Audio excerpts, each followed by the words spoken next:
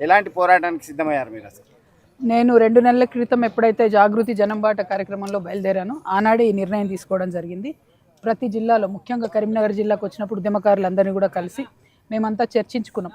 మరి 2 ఏళ్ల నుంచి ప్రభుత్వాన్ని మనం బతిమలాడ్డే సరిపోతుంది, ముందడుగు ఎట్లా పడాలి, ఎట్లా మనకు కాంగ్రెస్ ప్రభుత్వం ఇచ్చిన హామీలు సాధించుకోవాలంటే మేమందరం ఆలోచించుకున్న మాట ఏంటంటే భూ పోరాటాల ద్వారా మాత్రమే కాంగ్రెస్ ప్రభుత్వం మెడలు వంచాలి.